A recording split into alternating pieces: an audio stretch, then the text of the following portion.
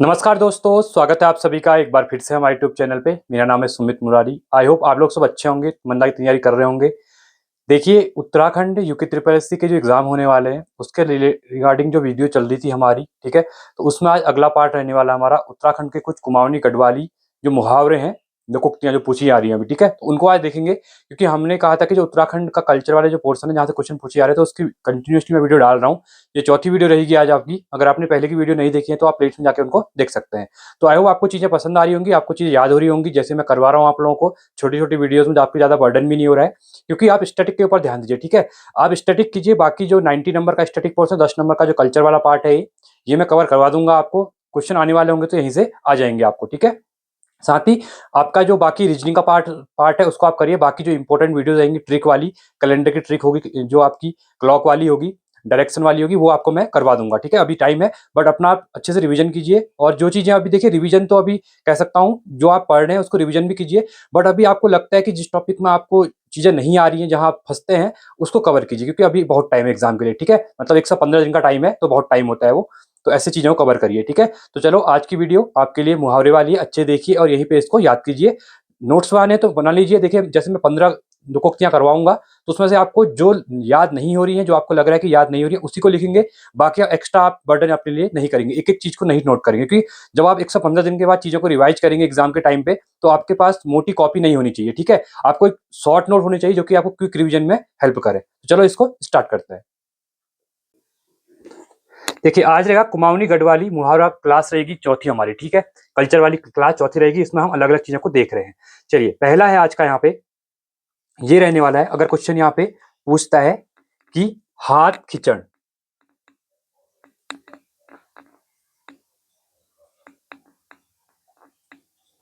ठीक है, हाथ खिंचण, तो इसको जो एक मुहावरा है आपका, इसका हिंदी में अनुवाद क्या होता है? ये होता है आपका साथ न देना। किसी का आप अगर साथ नहीं देते, अगर पीछे हट जाते, अपना हाथ पीछे ले लेते हैं आप, तो उसी को कहते हैं साथ न देना, ठीक है। हाथ खींचना मतलब, हाथ खींचण मतलब हाथ को खींचना, खींचण मतलब खींचना, ठीक है। ये गढ़वाली में खींचण कहते हैं।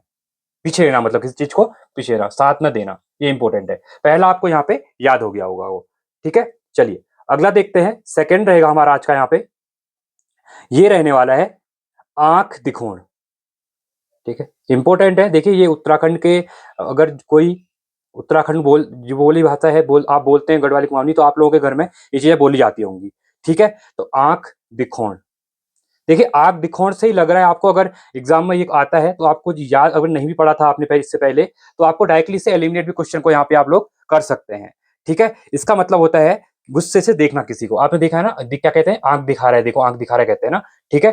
तो ये क्या हो जाएगा, गुस्से से देखना, गुस्से से देखना, ठीक है। ये दो लोकोक्ति आपको यहीं पे याद हो गई होंगी, आपको लिखनी नहीं है। जो आपको लगेगा कि मुझे लिखना है, याद नहीं हो रही है, उसी को। अब देखिए, आंख दिखोण मतलब आंख दिखा रहा है, गुस्से से देख रहा है, ये तो नॉर्मली हम लोग भी यूज करते हैं, ठीक है। तो ये हो गया, सेकंड वाला हो गया। तीसरा शब्द है हमारा आज का, ये होने वाला है हवा लगन, हवा लगन, ठीक है, हवा लगन। अब इसका मतलब क्या होता है, किसी पे असर पड़ना। अब देखिए, एग्जाम्पल देता हूं आपको मैं, असर पड़ना। बहुत बार क्या होता है, आप किसी नेगेटिव लोगों के साथ साथ में रहते हैं, तो आप भी उसी टाइप से हो जाते हैं। क्योंकि ये कहा जाता है कि जैसे संगति वैसे आप हो जाएंगे, संगति आपकी जैसी होगी आप भी वैसे ही क्या करेंगे, एक्ट करेंगे।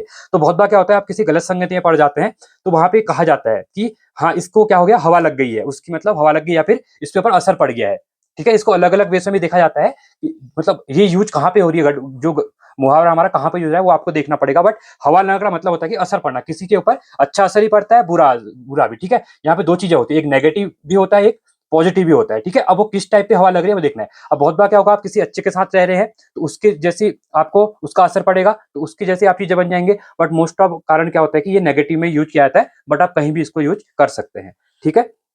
और आज का हमारा चौथा शब्द यहाँ पे, चौथा जो रहने वाला है वो है हमारा, ठीक है, अंगुलियों पर नचड़, ठीक है, जो हमारी उंगलियां होती हैं, ठीक है। अब इसमें तो आपको लग ही रहा होगा, देखिए बहुत से, ठीक है, उंगलियों पर नचौड़। अब देखिए, इसको नचौड़, नचौड़ मतलब नचाना किसी को, ठीक है। अपनी उंगलियों पे किसी को क्या करना है, आप नचा रहे हो, ठीक है। अपनी उंगलियों पे किसी को नचा रहे हो मतलब अपने अकॉर्डिंग काम करवा रहे हो उससे, ठीक है, ये कहा जा सकता है, ठीक है। तो इसका अर्थ क्या हो जाएगा, किसी को क्या करना है, वश में करना। अगर किसी को हम क्या करते हैं, वश में करते हैं, ठीक है, किसी को हम क्या करते हैं, अपने वश में करते हैं, या भी कह सकते हैं वश में, वंश नहीं होगा, वंश में करना,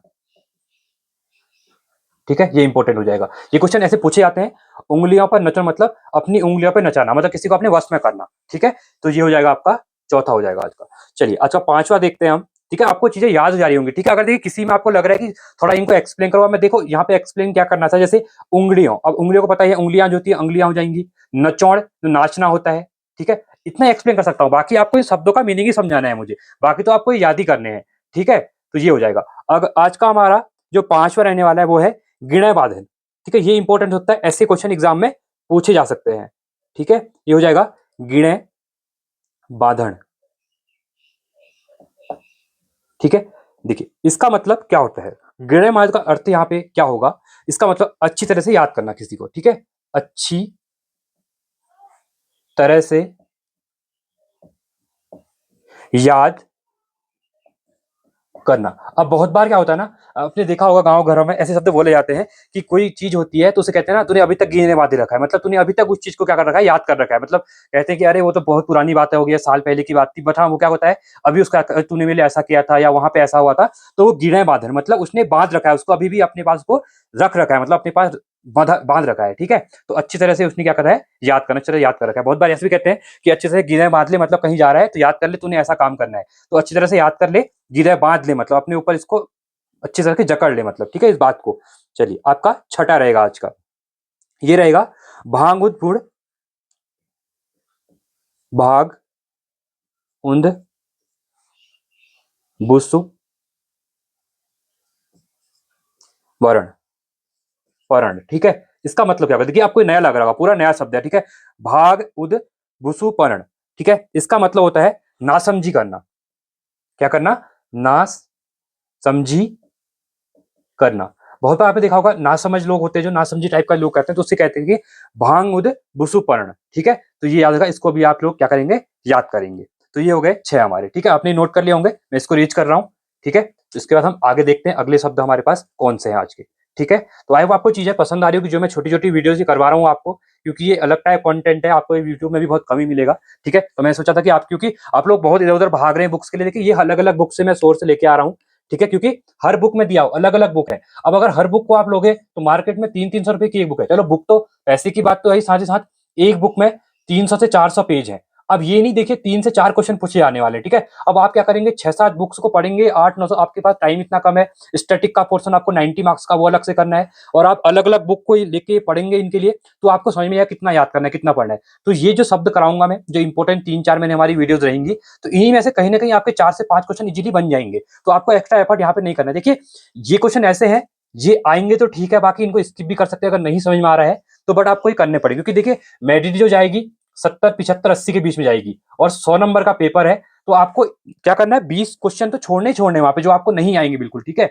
तो इससे भी आप इजीली क्रैक कर लेंगे, बट हाँ पढ़ने जरूरी है, क्योंकि इन्हीं में से क्वेश्चन पूछे आ रहे हैं। इससे मैंने जो ये करवा रहा हूँ, ये इसलिए करवा रहा हूँ क्योंकि मैंने लास्ट जो 6 पेपर हुए हैं यूके ट्रिपल एससी के, ठीक है, उनका पूरा एनालिसिस कर रखा है कि क्वेश्चन कहाँ से पूछता है, किस बुक से पूछता है। मैं आपको अलग अलग बुक्स का बता दूंगा कि मैं किस बुक से करवा रहा हूँ, क्योंकि देखिए ये इतनी चीजें तो मुझे भी याद नहीं होती है, कहीं ना कहीं मैं बुक से करवाता हूँ चीजों को, ठीक है। बट ये होता है कि आपको एक बार बार जो अलग से बुक्स पढ़नी पड़ती है, वो बुक नहीं पढ़नी पड़ेंगी आपको, एक जगह सब बुकों का क्या हो जाए मर्जी एक वीडियो में यहाँ पे मिल जाएगा, ठीक है। चलिए 7वां शब्द रहेगा हमारा आज का कंदूड़ भन,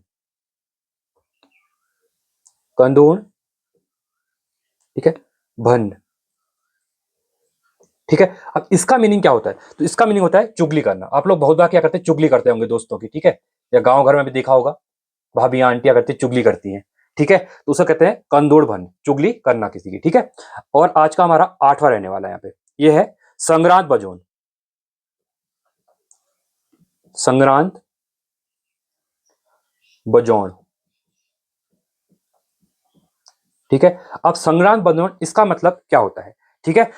बहुत बार आपने देखा होगा अपनी उपस्थिति को दर्ज कराता है, ठीक है, अपनी उपस्थिति को यहाँ पे दर्ज कराना, इसी को कहते हैं कि क्या करना, संग्रांत बजौन। अब इसको एक चीज ऐसे भी याद कर सकते हैं, ठीक है। बहुत बार क्या होता है, आप लोग क्या करते हैं, अपनी किसी चीज को, अपनी प्रेजेंस को वहां पे उपस्थित करते हैं, ठीक है, प्रेजेंट करते हैं अपनी प्रेजेंस को, तो उसमें क्या होता है, जो जो हल्ला करते हैं, ठीक है, हल्ला करना है, कुछ भी करना, मतलब ऐसे याद करवा रहा हूँ, ठीक है। तो बजोड़ मतलब संग्रांत, क्या करें आप, शंख बजा रहे हैं, मतलब अपनी उपस्थिति दर्ज कर रहे हैं कि हाँ मैं भी यहाँ पे हूँ, मतलब अपना ही बड़ा बोलापन कर रहे हैं, ठीक है। तो इससे याद करना, संग्रांत जो संग जिसको बजाना मतलब उपस्थिति, अपनी उपस्थिति को क्या करना वहां पे दर्ज कराना, ठीक है। तो आज का हमारा 9वां रहेगा यहाँ पे। तो 9वां रहने वाला है द्वेष रखन। खार मतलब बहुत बार क्या होता है, ऐसे याद रख लो, तो बहुत बार आपने गाँव घर में देखा होगा, क्या कहते हैं वो, उससे खार खा रहा है, ठीक है, खार खान, किसे आप खार खाते होंगे, ठीक है। तो क्या करते हैं आप लोग वहां पे, इसका मतलब होता है द्वेष रखना, किसी से आप लोग द्वेष रखते हैं, ठीक है, उसको कहते हैं खार खाना, रखना, द्वेष रखना, ठीक है। तो ये होता है किसी से खार खाना, ठीक है। ये तो प्रचलित शब्द है, कुमाऊनी गढ़वाली खासकर बहुत बार बोलते हैं, उससे खार खाता है, मतलब उससे क्या करता है, द्वेष रखता है, मतलब उससे मतलब, ठीक है। चिढ़ता है कहने का मतलब है खासकर द्वेष रखना है, चिढ़ना किसी से, ठीक है, खार रखना। चलिए, आज का हमारा 10वां रहने वाला है, ठीक है, छीण छील डालन, ठीक है। इसका मतलब क्या होता है, ठीक है। छीण इसका मतलब होता है आपका झगड़े की स्थिति पैदा करना, किसी से झगड़े की स्थिति पैदा करना, ठीक है। तो इसका होता है छीण लड़न, मतलब किसी के ऊपर क्या करना, छीड़ाना मतलब झगड़े की स्थिति क्या करना है यहाँ पे, पैदा करना है यहाँ पे, ठीक है। चलिए, आज का हमारा 11वां शब्द रहने वाला है यहाँ पे, ठीक है। तो ये है भूतिक, सॉरी भुजिक, भुजिक बुतण, ठीक है। ये भी इंपॉर्टेंट है, ऐसे शब्द पूछे जाते हैं जिसका मीनिंग बहुत कम निकलता है, ठीक है। तो इसका मतलब होता है बुरा करना, किसी के साथ बुरा करना, ठीक है, उसको कहते हैं भुजिक बुतण, बुरा करना किसी का, ठीक है, बुरा करना हो जाएगा इसका। चलिए, अगला रहेगा हमारा आज का 12वां शब्द रहने वाला है यहाँ पे, ये है आपका बोला, ठीक है, ये इंपॉर्टेंट, ठीक है, बोला बिट्योण, क्या जगह, बिला बिट्योण, ये इंपॉर्टेंट है, ठीक है। ये क्वेश्चन पूछ सकता है, ये होता है लड़ने के लिए